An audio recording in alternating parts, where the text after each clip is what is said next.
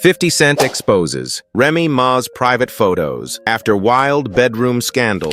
What happens when the most feared name in hip-hop decides to play his deadliest game yet and uses receipts instead of diss tracks?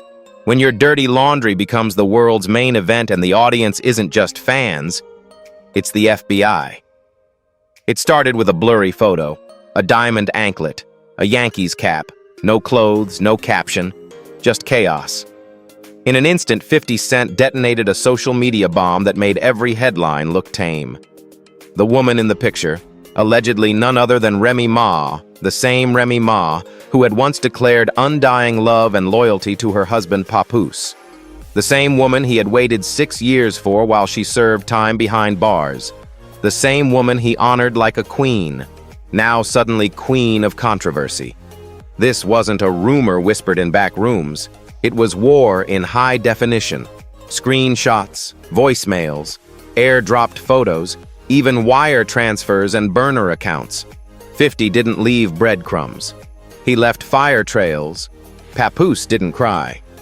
He calculated. Legal filings, forensic tech teams, restraining orders, and maybe, just maybe, revenge music. Meanwhile, Remy vanished like a magician's last act. No statements, no tweets, just silence. But silence in celebrity culture screams louder than words. What fueled this nuclear meltdown?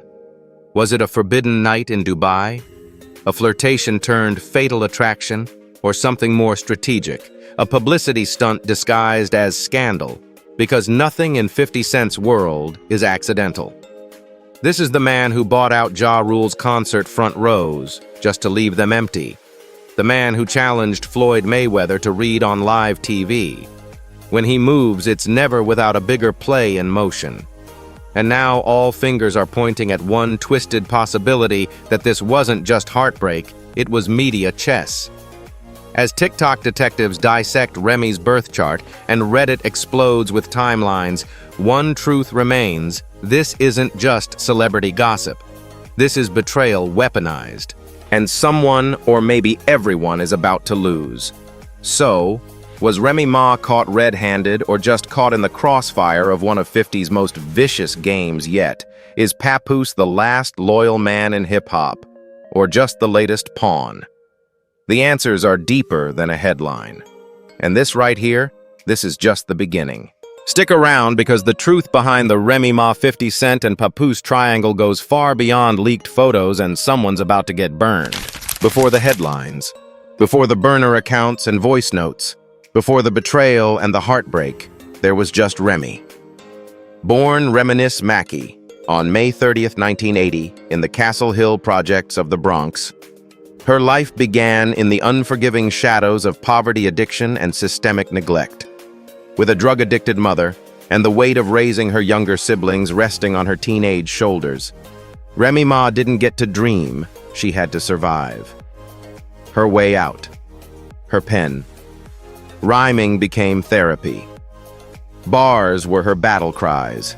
In a world that constantly tried to silence her, she roared back with lyrics so sharp they made even the coldest corners of the Bronx stop and listen. She wasn't just another girl with a mic. She was fury, elegance, and raw authenticity all packed into a 5'10" frame and a Bronx-born snarl. By her late teens, Remy had already become a force in local battle rap circles. Her freestyle tapes reached the ears of Big Pun, who immediately recognized the fire in her flow. He brought her under his wing, dubbing her Remy Martin and giving her the platform that would change her life. When Pun passed away in 2000, it was Fat Joe who took over mentorship, signing her to Terror Squad. She appeared on the iconic 2004 hit Lean Back, and just like that, Remy Ma went from local legend to Grammy-nominated chart topper. But behind the verses, Remy was no industry puppet. She had a mouth that couldn't be tamed and a code she refused to bend. That same fire that made her unforgettable on the mic often clashed with the politics of the music industry. Label conflicts, public beefs, and her own pride created as many enemies as fans. Still, Remy stood tall until one night in 2007 changed everything. A dispute outside a Manhattan nightclub with a woman named Makeda Barnes Joseph turned violent. A gun was fired. Charges were filed. And Remy Ma, at the height of her career, was sentenced to 8 years in prison for assault and witness intimidation. It was the kind of fall that usually ends a career, but for Remy, it marked the beginning of something deeper. Because while she was behind bars, someone waited. Enter Papoose, born Shamli Mackey, also a Bronx native and battle rapper. While Papoose's career had flashes of brilliance, including a legendary deal with Jive Records rumored to be worth $1.5 million, he never hit the same mainstream note as Remy. But what he lacked in radio hits, he made up for in loyalty. While Remy was incarcerated, Papoose didn't just hold her down. He redefined what it meant to love out loud in hip-hop. He married her while she was still in prison, memorized her call codes, visited religiously, and kept her name alive in every freestyle and interview. For years, he was a symbol of unconditional love, an image rare in an industry built on ego and conquest. When Remy was released in 2014, she walked into the arms of a husband who never left and into a second chance at life and career. Their reunion was electric. The world watched as this hip-hop power couple embraced vulnerability and black love like never before. They starred in Love and Hip Hop New York, showing fans a version of Remy many had never seen, softer, maternal, prayerful. Papoose, too, became a fan favorite, the antithesis of the toxic male archetype in rap. They shared their fertility struggles, openly celebrated the birth of their daughter, nicknamed the Golden Child, in 2018, and even renewed their vows in a lavish ceremony that cemented their status as hip-hop royalty. Musically, Remy made a comeback, too. She dropped all the way up with Fat Joe in 2016, which earned her Grammy nominations and a spot back in the mainstream spotlight. But more importantly, she reclaimed her narrative. No longer just the street-smart battle rapper, Remy Ma was now a businesswoman, a mother, a talk show host, and a reformed figure who spoke publicly about redemption, sisterhood, and the power of second chances. By 2020, Remy Ma and Papoose were no longer just artists. They were symbols of black commitment, of forgiveness, of rising after the fall. Their love story was one people clung to, especially in a culture starved for authenticity and emotional vulnerability. They didn't just win on the charts, they won in people's hearts. But love is fragile, especially when power, fame, and temptation are all pressing against it like a vice. Despite their public image of perfection, rumors swirled. Quiet murmurs about Remy mentoring up-and-coming rappers a little too closely. Whispers of jealousy, of artistic control, of Papoose being too loyal to a fault. Yet none of it stuck because the foundation looked solid. Until one Instagram story, one Dubai trip, one leaked photo. Suddenly, all those years of loyalty, sacrifice, and shared trauma weren't just under question, they were on trial. And as 50 Cent entered the picture, what had once been a deeply private story of love and redemption turned into a public battleground of betrayal receipts and viral humiliation. But to understand the full fallout, you have to understand the stakes. This wasn't just some fling or random hookup. This was about two people who had built a love that defied prison bars, industry politics, and public scrutiny.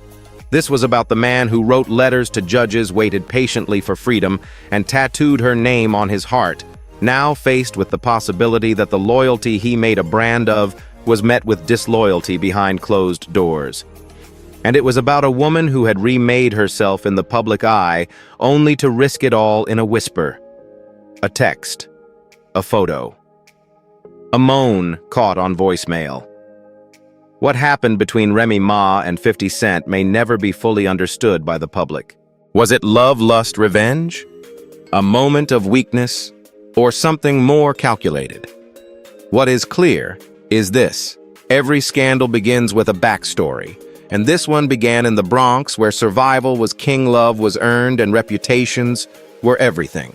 Now that you know how Remy Ma and Papoose built an unshakable love from prison bars to platinum plaques, it's time to see how 50 Cent entered their world like a wrecking ball and tore everything down. Remy Ma didn't just survive the Bronx, she ruled it. And after emerging from prison with her fire untouched, she wasn't just a rapper trying to reclaim her spot, she was a woman on a mission to prove the world wrong. In an industry that rarely forgives, Remy made her return feel like a resurrection. And beside her stood a man whose name was less about radio hits and more about reputation, Papoose. But let's not get it twisted. The 2010s weren't just the rise of Remy and Pap. They were also the era where Curtis 50 Cent Jackson transformed from rapper to mogul. So how did these three stars, all molded by the New York hustle, collide in a storm that now threatens to destroy everything they built? Let's rewind the clock. When Remy was released from prison in 2014 after serving 6 years, she wasn't stepping back into the same industry she left. The game had changed. Female rap had new faces, new beats, and a different kind of politics. But Remy, she didn't bend. She didn't chase trends. She walked in the door with authenticity scars and all, and the world took notice. Her first major post-prison release, All the Way Up with Fat Joe, became an anthem. The song went triple platinum, earned 2 Grammy nominations, and re-established Remy as a powerhouse. It wasn't just about bars, it was about resilience. Fans weren't just hearing her music, they were witnessing her rebirth. From there, Remy leveraged her comeback into a broader brand. She joined the cast of Love and Hip Hop New York, using the platform not for drama, but to showcase her relationship with Papoose, her struggles with infertility, and her transformation into a mother. Her vulnerability set her apart in a world where reality stars often wear masks. Remy's tears were real. Her joy was raw. She also became a frequent guest on daytime talk panels like State of the Culture, holding her own in debates, proving that her mind was just as sharp as her rhymes. The public image she curated was one of balance, part warrior, part nurturer. A woman who could still battle anyone on a beat but also host brunch with Michelle Obama without missing a step. While Remy reclaimed her throne, Papoose became something even rarer, a rapper whose fame came not from scandal, but from steadfastness. His lyrical skill was never in question. His 2006 underground classic Alphabetical Slaughter is still studied by hip-hop heads for its technical brilliance. But it was his unwavering support of Remy that made him a cultural icon. His appearances on Love and Hip Hop weren't about chasing clout. They were about showing a side of hip-hop that rarely gets love. The loyal black husband, the devoted father, the man who uplifts rather than tears down. He took the mic less often, but when he did, it was meaningful. Tracks like Black Love and Time Is on My Side celebrated family commitment and endurance. He hosted Black Love specials, gave interviews about breaking generational curses, and was frequently praised as the last good man in hip-hop. Papoose had effectively turned emotional intelligence into brand equity. He wasn't flashy, but he was solid. And in an industry where attention fades fast, that kind of consistency had real value. Now here's where the fire meets the gasoline. While Remy and Papoose were building a legacy of love and redemption, 50 Cent was on a parallel but wildly different trajectory, turning his reputation as the most feared rapper alive into a billion-dollar entertainment empire. After dominating the early 2000s with hits like In Da Club PIMP and the explosive success of G-Unit 50, pivoted smartly. He invested in vitamin water, reportedly making over $100 million when Coca-Cola acquired the brand. He launched successful ventures in fashion, boxing, and most importantly, television. With the creation of Power 50, redefined himself. No longer just a rapper, he was now a TV kingmaker executive producing one of the most watched black-led dramas in cable history. His shows, including Power Book 2, Raising Kanan, and BMF, became must-watch staples, blending gritty storytelling with urban realism. What separated 50 from other rappers turned businessmen was his relentless need to control the narrative. He didn't just tell stories, he dominated them. Every post, every interview, every feud was part of a larger strategy. He understood virality before the algorithm did, and his greatest weapon, pettiness at a surgical level. 50's beefs weren't just for show, they were chess moves. Ja Rule, Rick Ross, Floyd, Mayweather, even his own G-Unit members, none were safe. So when his name was mentioned in whispers surrounding Remy Ma, the industry held its breath. Because if 50 was involved, it wasn't going to be quiet or short-lived. Though the trio were all New York natives, their intersections weren't always direct until recently. The first public moment that hinted at a deeper connection came during a joint appearance at a music event in Dubai. Both Remy and 50 posted photos poolside, same location, same time, same tequila bottle. Fans speculated. Comments flew. But Remy and Papoose quickly dismissed it all as coincidence. That should have been the end of it. But then came the infamous BET Awards incident, Papoose snatching the mic from 50 and issuing a chilling line, "Respect my wife like I respect your music career before Power Season 11 becomes your court testimony." It was a bar that sounded more like a warning, and the backstage tension only confirmed what many suspected: something deeper was going on, something dangerous.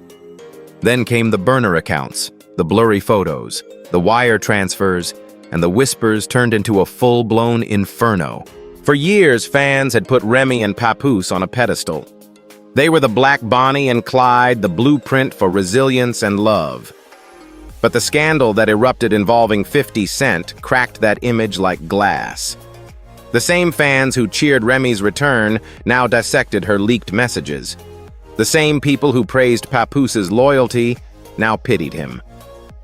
And 50. He stood in the eye of the storm, smirking. But here's the bitter irony: their collective rise was built on authenticity. Remy for her bars and bravery. Papoose for his loyalty. 50 for his transparency, no matter how brutal. Yet now, in the messiest moment of their careers, that same authenticity has become their greatest vulnerability.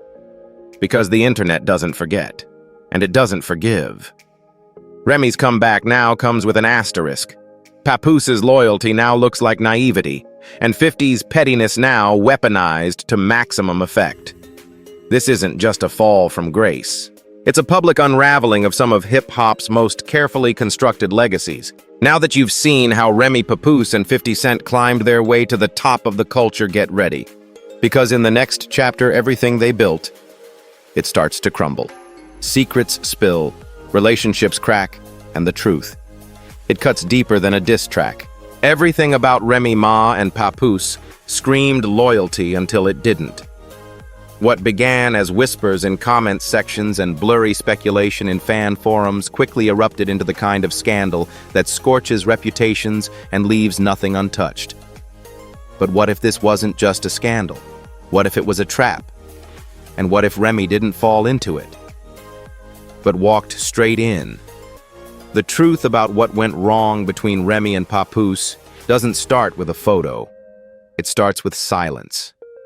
Sources close to Papoose say the cracks were forming long before any images hit the web.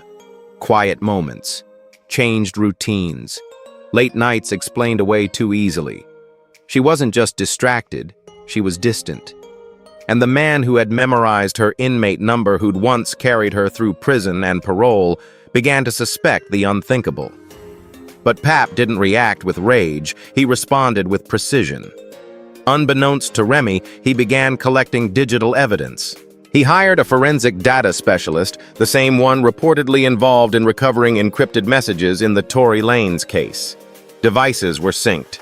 Deleted texts were pulled from cloud backups. Burners were traced. The findings, nothing short of nuclear. A contact saved in Remy's phone under the name Vitamin Water. A not-so-subtle nod to 50 Cent contained messages like, "Last night was crazy. Tell your driver not to honk next time Papoose almost woke up." Others were more intimate, some coded, some not. Then came voice memos, including one now infamous whisper, "You make me feel safe. Safe enough to be reckless. Don't let him find out." Not yet. The betrayal wasn't just physical. It was strategic. And it hurt more because Papoose had built his entire public image around defending her. This wasn't just infidelity, it was humiliation. 50 Cent, of course, didn't stay in the shadows. He stepped into the spotlight with venom and receipts. Using a secret Instagram burner account, he posted blurry but unmistakable photos of Remy, one wearing nothing but a Yankees cap and a diamond anklet striking a pose many identified as the G-Unit Miami condo. Fans reverse searched the tiles, matched the lighting, and even traced the air conditioning vent in the background. The internet had no chill. It didn't need context, it had confirmation. Then 50 went live. No speaking, no music. Just him sipping Branson cognac while a looped video played quietly in the background, a moan followed by his name, Curtis. It was 37 seconds of deliberate psychological warfare. And Remy gone. Instagram wiped. Twitter vanished. Event appearances canceled. She even pulled out of Hot 97's Women in Hip Hop brunch citing urgent personal matters. But behind the silence, the real battle was beginning. Papoose filed what's being called an emergency digital harassment order, a move almost unheard of in the entertainment world. His legal team accused 50 Cent of emotional sabotage, targeted online embarrassment, and intentional brand destruction. Allegedly, subpoenas were filed to uncover the IP addresses behind burner accounts, trace wire transfers, and retrieve voice memos uploaded to private cloud folders. According to insiders, the $30,000 transaction from Remy's business account labeled "Consulting" is now under federal review. That's right, what started as a bedroom betrayal is now bleeding into potential wire fraud and defamation lawsuits. And this is where it gets darker. In a Reddit thread posted by a user known only as @TheBronxVO, a 28-slide digital expose dropped.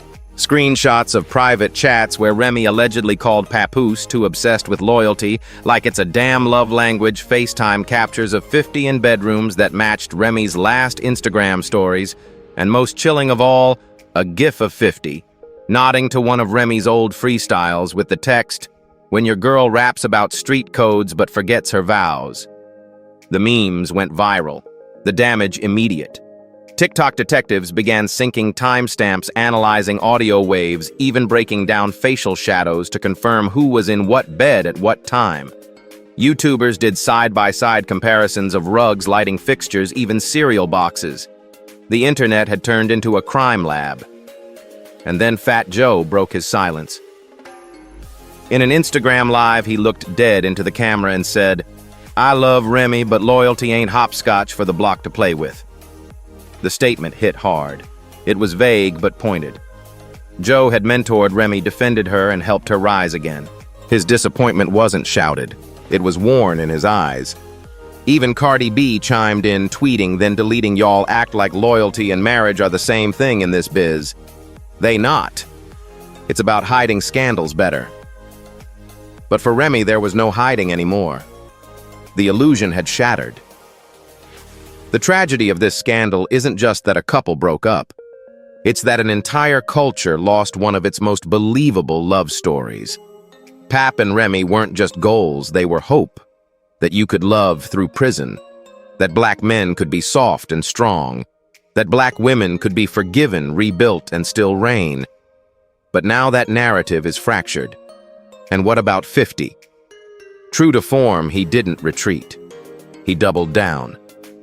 His response to the restraining order, a gym selfie with the caption, "Stay in your lane, king. I've merged already." That wasn't a message. That was a middle finger. And fans knew it. Then came the meme, Remy's face photoshopped onto a fake G-Unit album cover with the tagline, "New artist coming soon. Welcome to the Team Queen." That's not petty. That's psychological warfare. But here's the kicker. This may not be over. Sources say Zeus Network is reportedly in talks with 50 Cent to produce a documentary titled "Enemies with Benefits," focusing on the scandal. Papoose, meanwhile, is rumored to be working on a 12-track concept album called Title of Restraint, with each song doubling as legal evidence. And the final twist? That now infamous wire transfer, the one from Remy's account to an entity resembling Curtis J. Jackson. Insiders say there's no formal consulting contract on file. The feds are allegedly watching, closely. What started as whispers is now a wildfire, and the damage may go far beyond hearts into bank accounts, reputations, and maybe even courtrooms. We've seen the rise, the betrayal, and the legal warfare. But what happens next will shake the entire industry. In the final chapter, we'll unpack the emotional fallout, the power plays, and the haunting question: can anyone survive a scandal when 50 Cent's holding the mirror? What does it mean when love, loyalty, and legacy all crumble in front of millions of strangers? Papoose once stood as the living proof that real love could endure even prison walls. For years, he showed the culture what it meant to ride for someone, not for fame, but for faith. He didn't just wait for Remy Ma, he built her a kingdom while she was gone. Memorized her prison pin, held it down through courtrooms and tabloids, prayed with her, rebuilt with her, and now, all of it is unraveling on timelines and burner accounts. This wasn't just a breakup. This was a cultural heartbreak. Remy Ma, once the phoenix who rose from prison ashes into power, now finds herself scorched by a scandal she can't walk away from. Her silence is loud, her absence deafening. From panel shows to public stages, she's vanished, and in her place, questions rise. Was it love? Was it a mistake? Or was it calculated from the start?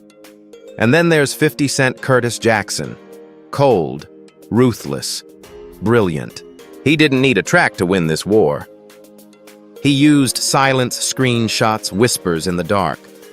He didn't just destroy an image, he made a spectacle of it, like only 50 can. But here's the real tragedy: no one wins. Not Papoose, whose heart now carries the weight of betrayal in surround sound. Not Remy, whose career and credibility now tremble under viral shame. Not even 50, who, though untouched, walks away leaving a battlefield behind. The truth is, hip-hop doesn't just create stars, it demands sacrifices. And in a culture that thrives on exposure, sometimes the most sacred things, love, family, trust, become collateral damage. So what now? Maybe Papoose turns pain into poetry and finds healing through music. Maybe Remy Ma emerges from the ashes once more if the world's willing to listen. Maybe 50 moves on to his next power play because chaos to him is just another form of control. But for us, the audience, the fans, were left holding the mirror, watching how fame twists love, how receipts replace redemption, and how even the most loyal hearts can break when the spotlight becomes a weapon. This wasn't just a scandal, it was a lesson in loyalty, in fame, in how quickly a crown can fall when kings and queens start playing each other. If this story shook you like it did, drop your thoughts in the comments. Was Remy misunderstood, or was Papoose too loyal to see the signs? Is 50 Cent just petty? Or playing a game the rest of us don't even understand? Don't forget to like, subscribe, and hit that notification bell for more deep dives into the truths behind the legends. This is Legends of Black Excellence, where we don't just follow stories. We uncover the soul behind them.